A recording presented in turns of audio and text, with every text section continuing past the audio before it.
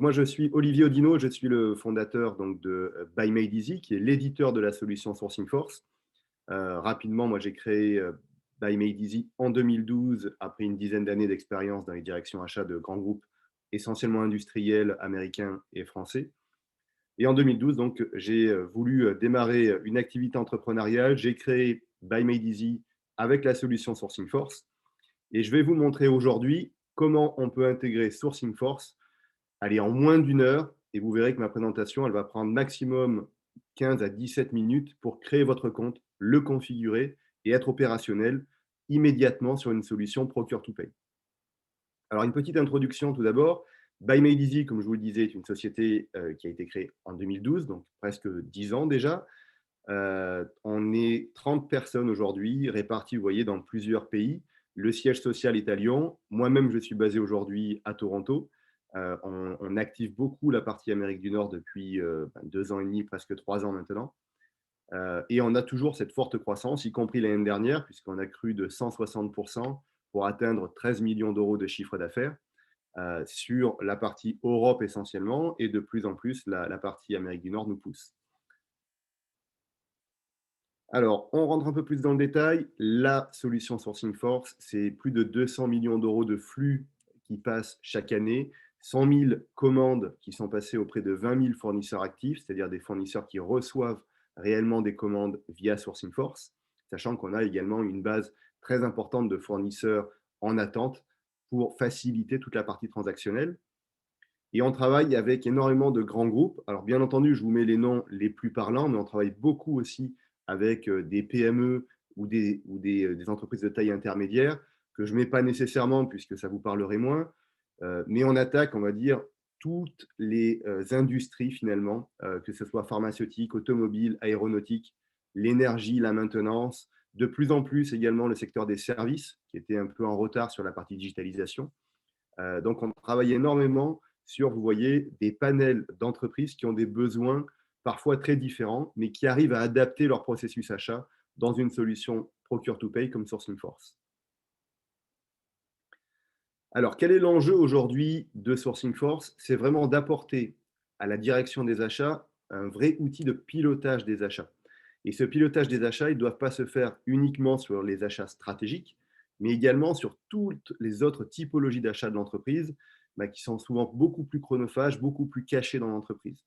Comme vous voyez dans ce graphique, généralement, on retrouve 70% de la dépense qui sont dans les mains de 10% des fournisseurs, et c'est l'effet Pareto. Ces fournisseurs-là, ce sont des fournisseurs généralement stratégiques, bien gérés par la direction des achats. Par contre, dès qu'on va passer sur les catégories suivantes, donc moi ce que j'appelle la catégorie catalogue, donc tous les fournisseurs chez qui vous passez pour des produits catalogables, donc référencés, ça représente généralement 15% de la dépense d'une entreprise pour 15% des fournisseurs. L'objectif de ce côté-là, c'est plutôt de maîtriser la partie catalogue, comment je vais créer finalement ma place de marché privée dans une solution source to pay. Si on continue, on a les achats dits non standards. Les achats non standards, en fait, ce sont les achats ponctuels, mais avec des montants élevés. Ça peut être par exemple la création d'un événement annuel, ça peut être l'achat d'investissement pour une ligne de production. Donc on parle là d'achats qui peuvent être sur des montants élevés, mais par contre, qui sont réalisés finalement une fois tous les 2 ans, 10 ans, selon les cas. Donc beaucoup plus difficile à gérer puisque vous êtes vraiment en mode projet unitaire. Et donc là, on va dire que ça représente généralement 10% de votre dépense totale, mais par contre 30% de vos fournisseurs. Donc beaucoup plus de fournisseurs impactés avec des axes stratégiques moins importants. Et puis on retrouve également ce que j'appelle les achats sauvages. Ce sont aussi les achats de classe C. Donc les achats en fait très spot, très ponctuels de faible montant qui vous prend beaucoup de temps en termes administratifs, notamment en création de fournisseurs, en suivi administratif, en gestion de petits litiges qui n'ont pas nécessairement beaucoup d'intérêt ou de valeur stratégique pour l'entreprise. Et là, vous allez avoir 45% de vos fournisseurs, donc énormément de fournisseurs à piloter, que vous ne pouvez pas faire sans avoir un outil dédié au pilotage des fournisseurs. Et donc, la grande question, c'est vraiment de comment contrôler finalement 90% de votre base fournisseur qui représentent réellement que 30% de la dépense, mais sur lesquels vous payez sans doute plein pot à chaque transaction. Alors, ce qu'on va regarder aujourd'hui, on va se focaliser sur certains modules. Sourcing Force, c'est une solution source to pay, c'est-à-dire qu'on apporte au sein de notre solution un ensemble de modules que vous pouvez activer ou désactiver et qui vont de la partie très amont du processus achat, comme vous le voyez ici, la partie source to contract avec le SRM pour sourcer des fournisseurs, la partie sourcing sur la gestion des appels d'offres en ligne, puis vient le contrat qui peut être signé électroniquement et que vous centralisez sur un seul module. Et puis, une fois que vous avez votre fournisseur qui est sélectionné et sous contrat, eh ben, on va pouvoir mettre en place une solution d'approvisionnement, ce qu'on appelle le e-procurement. Et dans cette solution d'approvisionnement, c'est ce qu'on va regarder aujourd'hui, vous allez pouvoir configurer vos flux d'approbation de la demande d'achat jusqu'à la commande, voire même à la réception, la gestion des budgets. Et vous allez pouvoir également y intégrer des places de marché, c'est-à-dire vos catalogues fournisseurs privés que vous intégrez facilement et en toute autonomie sur Sourcing Force. Et vous allez voir que allez, pour ceux qui vont démarrer en 1 heure, vous allez pouvoir créer votre propre solution e-procurement adaptée à votre entreprise. Et dernier module, c'est ce que j'appelle l'analyse et la stratégie. Là, en fait, c'est un module de cartographie des achats qui permet de récupérer toutes les dépenses de votre entreprise et de les afficher visuellement pour pouvoir créer vos stratégies achats. Donc là, c'est un module à part, on ne le regardera pas aujourd'hui. On va vraiment se focaliser aujourd'hui sur la partie approvisionnement et place de marché pour vous montrer qu'on peut facilement mettre en place une solution e-achat, que ça ne nécessite pas non plus des moyens financiers et des ressources humaines importantes pour démarrer à minima sur une solution standard. Bien entendu, je ne veux pas vous vendre du rêve. Si votre entreprise a des processus très compliqués, il faudra passer également par un processus d'analyse de votre entreprise pour pouvoir adapter correctement la solution. Un autre point important avant de démarrer la démonstration, notre solution est basée en mode cloud, c'est-à-dire que la solution est accessible en ligne sur des serveurs Amazon qui sont protégés et sécurisés. Nous avons une équipe qui monitore en permanence 24 heures sur 24 et 7 jours sur 7 le serveur et les accès à la solution pour une sécurité totale. Et on propose également donc à tous nos clients une gestion de tickets, c'est-à-dire de remontée de bugs ou de questions pour que notre équipe puisse y répondre le plus rapidement possible et vous accompagner, que ce soit sur la correction de bugs s'il y a lieu ou uniquement sur du support client pour accompagner vos utilisateurs dans leurs transactions au jour le jour. Alors, ce qu'on va regarder aujourd'hui, c'est comment configurer le module e-procurement pour que vous puissiez mettre en œuvre ce processus. Alors, ce processus, en fait, si vous le prenez de gauche à droite, il va démarrer par l'accès à Sourcing Force. Donc, vous allez devoir créer des utilisateurs qui ont des permissions pour pouvoir se connecter à Sourcing Force et passer des commandes. Vous allez devoir ensuite, si vous le souhaitez, intégrer des catalogues fournisseurs. Donc, soit vous pouvez intégrer nos propres catalogues fournisseurs qu'on met à disposition, soit vous avez vos catalogues négociés et vous allez pouvoir les intégrer aussi bien en mode hébergé, c'est-à-dire en gros un fichier Excel, ou bien en mode punch-out, où là, vous allez interfacer le catalogue de vos fournisseurs dans Sourcing Force directement. Vos utilisateurs peuvent également passer des demandes d'achat hors catalogue, et là, ils remplissent bien évidemment une fiche article. Cette demande d'achat donc est envoyée dans le circuit de validation que vous configurez. Le valideur reçoit une alerte email, visualise la demande d'achat et si tout est OK, il la valide. Et lorsqu'il la valide, ça va envoyer une commande directement à votre fournisseur par email avec une pièce jointe attachée. Et le fournisseur va pouvoir confirmer également cette prise en charge de commande pour que vous soyez certain que le fournisseur accepte votre demande d'achat et votre commande. Le fournisseur vous livre le produit ou le service. À ce moment-là, vous allez avoir une réception que vous pouvez faire dans Sourcing Force. Et à la fin, une fois que la réception correspond bien à la commande initiale, le fournisseur pourra également charger sa facture en ligne en la réconciliant directement avec la commande. Et donc, il ne pourra pas charger une facture qui ne correspond pas à une commande, par exemple. Ce qui signifie énormément de gains de temps pour votre comptabilité et pour toute la partie contrôle des factures versus les commandes.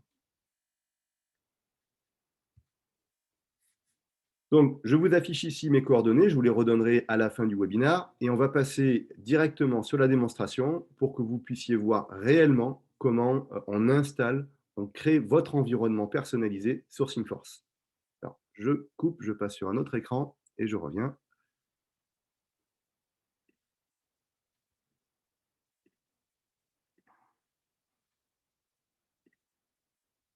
Voilà. Donc, par simplicité, je vais lancer une vidéo que j'ai faite juste avant le webinar.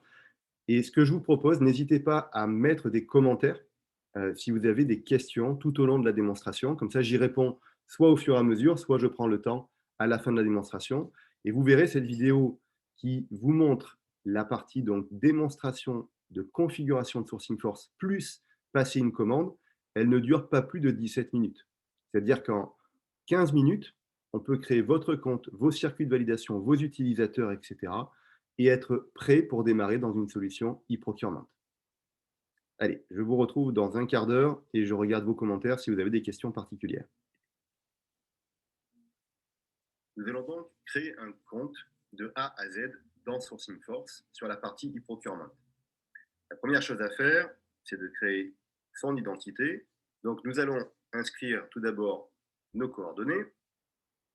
Olivier Audio, je mets mon email, un mot de passe. Je répète. J'accepte les termes et conditions. Suivant. Je vais devoir cette fois-ci retrouver le nom de ma société. Donc, par exemple, BME Consulting. Je sélectionne mon pays, qui est la France. Je clique sur Rechercher. Automatiquement, nous allons rechercher dans toutes les bases françaises et mondiales les sociétés qui correspondent. Ici, je sélectionne donc la société que je veux créer. Je l'enregistre. Je vérifie que les coordonnées soient correctes. Et je vais sélectionner ici une organisation acheteuse. J'enregistre. Cette fois-ci, donc, vous avez un message qui vous confirme que la création s'est bien passée. Vous recevez un email de confirmation et on va pouvoir, cette fois-ci, donc, se connecter directement sur le compte. Donc, je rentre mes informations de connexion.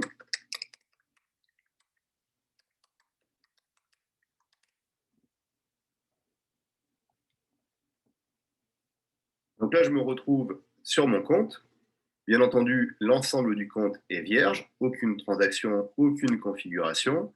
Et la première chose que je vais faire, c'est effectivement faire quelques configurations pour être certain que ma plateforme puisse être opérationnelle dans l'heure. Donc la première chose à faire, c'est d'aller dans le module utilisateur, de vérifier que les rôles correspondent bien à l'usage que je vais avoir dans mon organisation. Par défaut, le compte que je viens de créer est un super administrateur organisation côté acheteur, qu'on appelle nous le SAO. Vous avez par défaut également deux autres rôles qui sont créés, un rôle de demandeur, donc qui va créer des demandes d'achat et des commandes, et un rôle de valideur.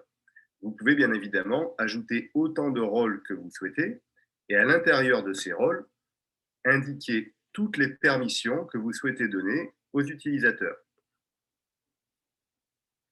Chacun des rôles, vous pouvez également leur donner une visibilité. Par exemple ici, si je sélectionne une transaction sur les précommandes, toutes les précommandes qui vont être créées, je vais choisir le rôle demandeur et je vais lui indiquer que ce demandeur, qui appartient à ce rôle, va avoir une visibilité uniquement sur cette transaction, ou bien au niveau de toute son agence, ou bien au niveau de toute l'organisation. Dans notre cas, on n'a qu'à mettre transaction de l'utilisateur uniquement, et je peux même lui indiquer s'il a le droit de visualiser les précommandes sur certains statuts ou bien sur tous. Dans ce cas-là, je vais tous les sélectionner. J'enregistre. Je peux faire la même chose au niveau des commandes. Donc, je vais sélectionner mes commandes. Je vais indiquer que le demandeur a un niveau d'accès sur ces transactions uniquement et également pour tous les statuts. Donc, je me retrouve avec mon rôle de demandeur qui a la visibilité sur ces commandes uniquement. Je visualise la liste de mes organisations, j'en ai qu'une, BME Consulting, que je viens de créer. Je peux créer également des agences complémentaires. Par défaut, vous avez une agence, mais vous pouvez créer des agences complémentaires qui permettent en fait à chacun de vos utilisateurs d'être affecté à la bonne agence. La liste des utilisateurs, c'est à partir de là que vous allez pouvoir créer des utilisateurs complémentaires. Et pour créer des utilisateurs, c'est très simple. Il vous suffit d'indiquer la civilité. le prénom de votre collaborateur, son nom de famille, son email,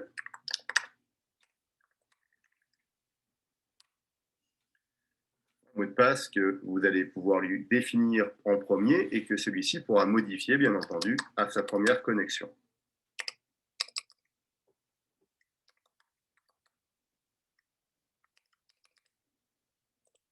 Sa fonction.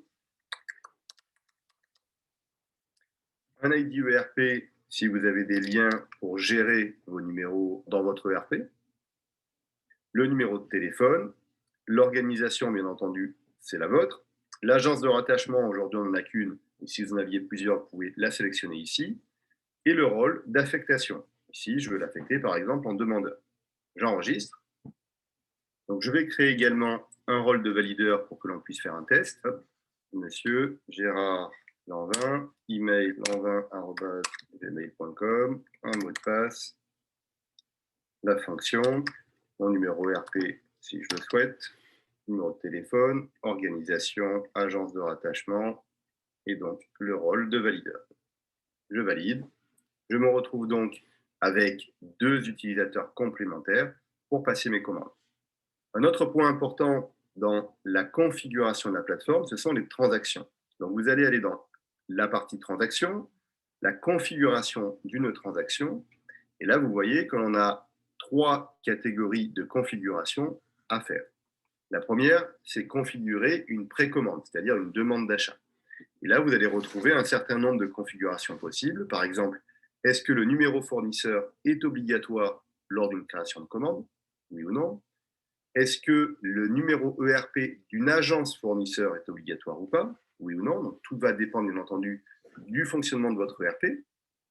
Est-ce que le contact d'un fournisseur est obligatoire lorsque vous créez une commande? Généralement, on met oui pour que le fournisseur reçoive bien un email avec sa commande jointe.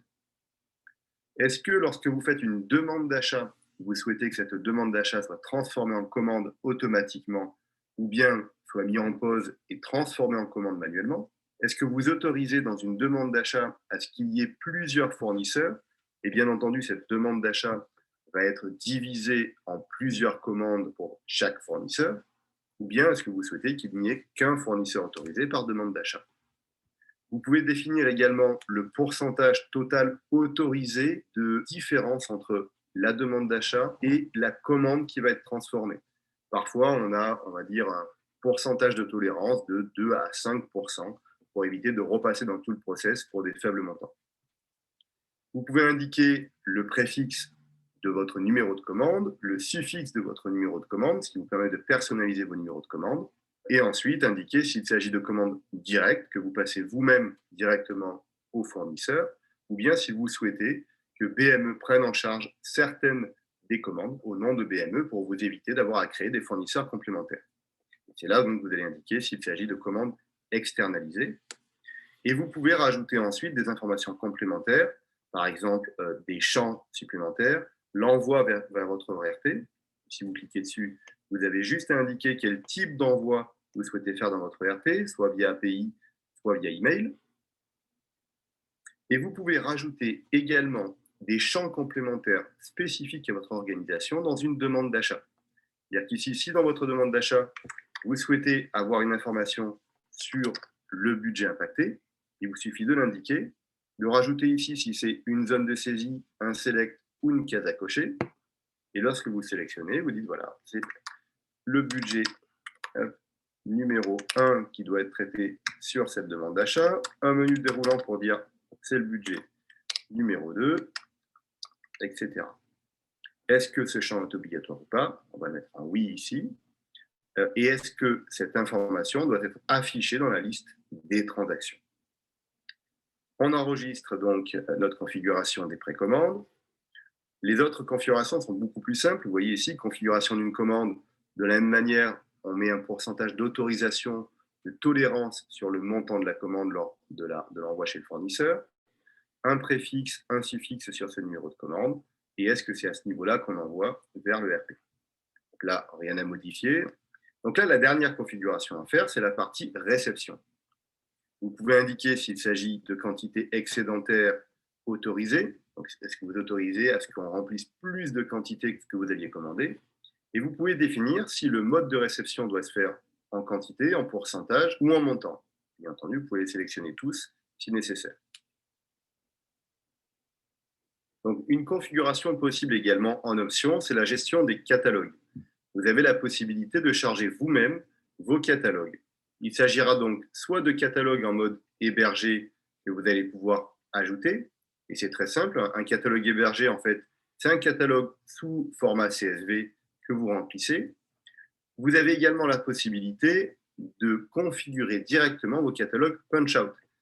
Dans ce cas-là, il vous suffit de saisir les informations de votre catalogue punch-out, de sélectionner le fournisseur qui correspond, les types de données, les lignes de configuration, et en quelques clics, vous avez un catalogue punch-out qui est directement intégré dans Sourcing Force selon vos conditions négociées avec le fournisseur. La configuration suivante, ce sont les circuits de validation. Donc, ces circuits de validation, vous allez pouvoir les créer par agence, par exemple. Ça peut s'affecter sur une agence ou plusieurs agences si vous en avez. Vous pouvez indiquer si ce circuit de validation doit se faire au niveau de la précommande ou de la commande, et vous pouvez faire les deux, bien entendu. Vous mettez une description, par exemple, validation supérieure à 2000 €, une référence interne si vous en avez une, et ensuite vous indiquez vos conditions. Donc là, les conditions, par exemple, je vais sélectionner une condition de montant.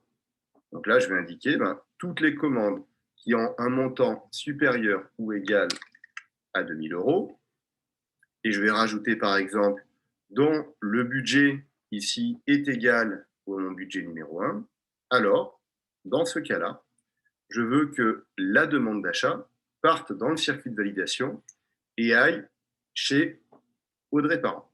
Et je peux ajouter d'autres circuits de validation. Une fois qu'Audrey a signé, à ce moment-là, je l'envoie chez Olivier Audinot pour validation complémentaire. J'enregistre ma demande. Et ensuite, j'ai fait quasiment toute la configuration, vous voyez, en quelques minutes.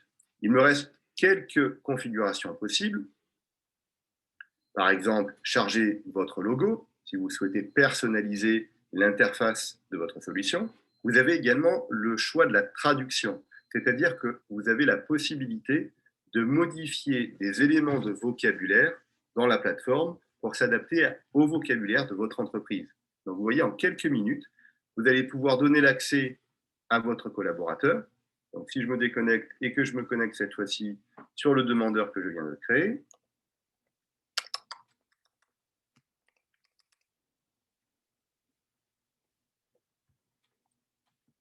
donc mon collaborateur que je viens de créer a un accès beaucoup plus limité. Il a un rôle de demandeur.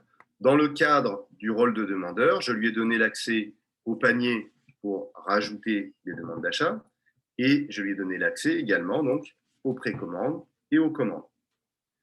On est sur un environnement vierge. Si l'utilisateur veut créer, ajouter une nouvelle précommande, il peut cliquer sur création d'une précommande. Et là, vous voyez, il se retrouve dans un environnement de commande directement avec son agence d'affectation, son nom, la devise par défaut de l'organisation qui peut être modifiée, bien entendu, les adresses de livraison, par défaut, donc l'adresse de la société. Il a la possibilité d'en rajouter, le titre de sa demande d'achat, donc test démo, une note au valideur pour que le valideur soit au courant du besoin. Il va, vous voyez, pouvoir sélectionner le champ spécifique que l'on a créé précédemment.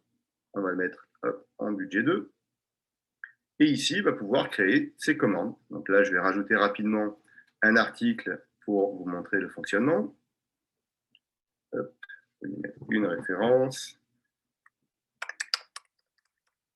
un libellé, un prix unitaire,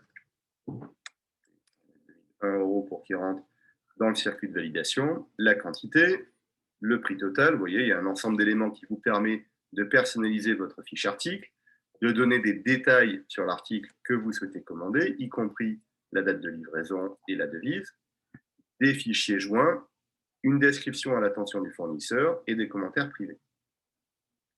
Vous enregistrez, vous avez donc votre ligne d'article. Donc, ma ligne d'article vient d'être créée. Je vais pouvoir ajouter un contact fournisseur, c'est-à-dire le commercial qui va recevoir la commande. Donc, je vais indiquer l'email commercial du fournisseur, son nom, numéro de téléphone, fax, fonction de manière optionnelle, l'agence de rattachement qui est l'agence du fournisseur. Je l'enregistre, je les sélectionne pour qu'ils fassent partie de ma transaction. Et là, vous voyez que le petit bonhomme va passer de rouge à vert pour me dire que tout est OK. Le demandeur peut également inviter des collaborateurs à visualiser la demande d'achat. Donc ça, c'est optionnel, c'est dans un cadre collaboratif, si le demandeur souhaite par exemple une autre personne puisse voir en lecture ou en lecture-écriture cette demande d'achat. Il va pouvoir également ajouter des fichiers complémentaires.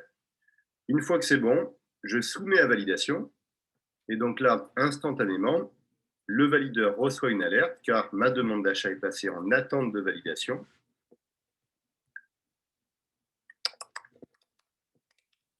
Donc je me connecte en tant que valideur et le valideur, sur son tableau de bord, va pouvoir visualiser directement le nombre de transactions en attente de validation. Il lui suffit de cliquer dessus, il voit la liste des demandes d'achat en attente de validation. Il va pouvoir soit valider ou refuser directement, soit voir le détail de la demande d'achat. Et à ce moment-là, il retrouve toutes les informations. Il voit le circuit de validation en cours. Donc, on voit que ici, c'est à son tour de valider. Et si tout est OK pour lui, il valide la demande d'achat. Et cette demande d'achat va passer à l'étape suivante. Vous voyez, on retrouve moi-même en tant que valideur qui est validé et la personne suivante qui va valider la demande d'achat pour la transformer définitivement en commande.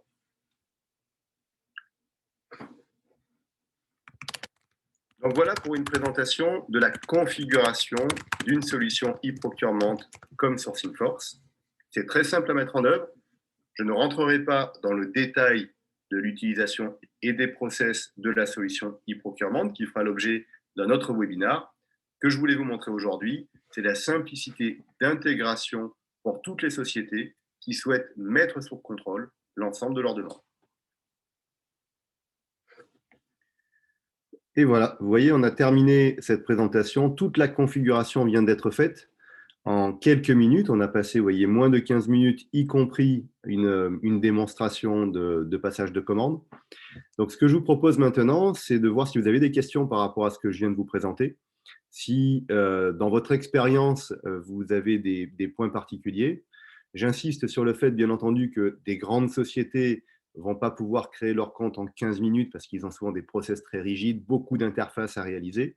Mais ce que nous souhaitons promouvoir aujourd'hui, c'est la possibilité pour des sociétés peut-être de taille restreinte ou des filiales de grandes sociétés qui ont une certaine autonomie, cette capacité à mettre en place une solution e-achat en quelques minutes. Alors, on va vous accompagner, donc peut-être que le temps d'y réfléchir, de se cadrer, on va prendre une semaine pour être certain que tout fonctionne correctement.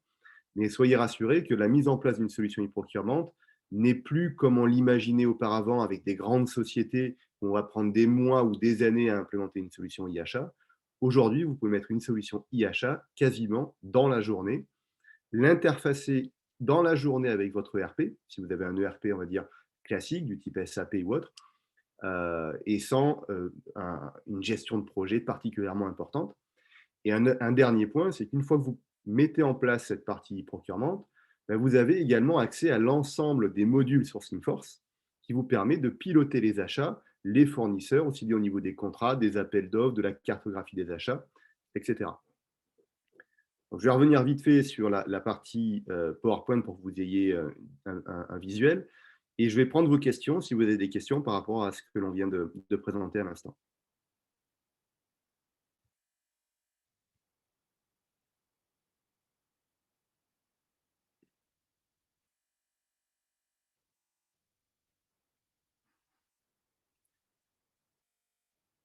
Pas de questions particulières?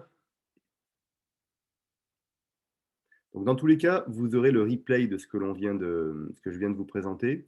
Je vous envoie également le PowerPoint que j'affiche à l'écran. Vous avez mes coordonnées Si vous souhaitez me contacter, avec plaisir pour en discuter, sachant qu'on a également donc, toute notre équipe support client, accompagnement client, qui est basée à Lyon et à Toronto selon les localisations, qui vont vous accompagner, répondre à vos questions, vous créer un compte si nécessaire pour que vous puissiez naviguer dedans et vous approprier la solution Sourcing Force.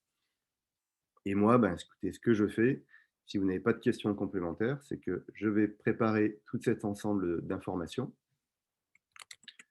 Hop. Et je vous envoie ça d'ici la fin de journée, peut-être demain ou plus tard pour le montage vidéo si besoin. Merci beaucoup. Je vois qu'on a été quand même pas mal de monde à être connecté aujourd'hui sur cette solution, donc j'attends de vos retours également. Ah, je vois une petite question. Sur quel format faut-il prévoir le fichier article pour implémenter la base? Pour implémenter la base, il s'agit d'un fichier CSV. Donc, en fait, c'est un fichier Excel que vous enregistrez en format CSV avec toutes les informations articles. Et vous avez à le charger. Vous verrez que dans l'étape chargement, ensuite, vous devez faire correspondre les colonnes de votre fichier CSV avec les champs de la solution Sourcing Force. Et une fois que vous avez fait de la bonne correspondance entre vos colonnes et les champs articles dans Sourcing Force, tout le fichier de votre catalogue va se charger et on est capable de charger des milliers, des dizaines de milliers de catalogues articles si besoin et que vous puissiez créer vraiment votre place de marché interne, privée à votre société avec vos conditions financières. Merci Richard.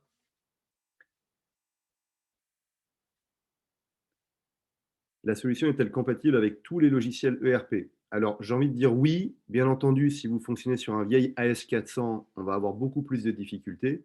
Mais aujourd'hui, on a réussi à s'interfacer avec tous les ERP de nos clients, que ce soit en mode API, ce qui est l'idéal parce que c'est vraiment de l'instantané, et on a une validation de la transmission d'informations.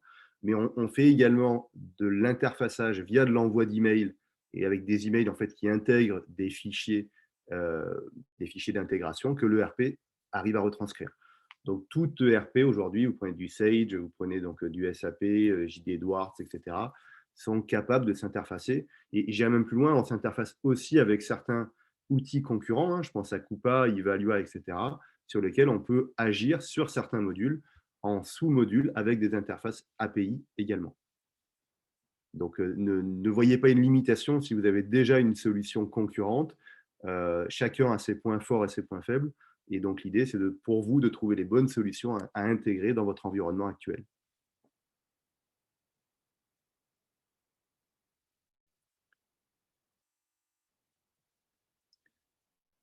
Parfait, super. N'hésitez pas. D'autres questions? Eh bien, écoutez, s'il n'y a pas d'autres questions, à nouveau, vous avez mes coordonnées. Appelez-moi, envoyez-moi un email. En France, vous avez une équipe pilotée par Jérémy Ferrer, qui est notre directeur Europe, qui pourra répondre à vos questions, se déplacer si vous êtes en Europe. Si vous êtes à l'étranger, écoutez, il y a l'équipe à Toronto pour toute la partie Amérique du Nord. Et puis, je sais que certains sont présents également en Afrique ou en Asie. On fera un Zoom sans problème. Parfait. Eh bien, écoutez, Antoine, je prends vos coordonnées. Je vous reviendrai vers vous rapidement. Merci beaucoup. Je vous souhaite une très bonne fin de journée. Et écoutez, j'espère vous revoir très prochainement dans l'utilisation de Sourcing Force. À bientôt. Au revoir.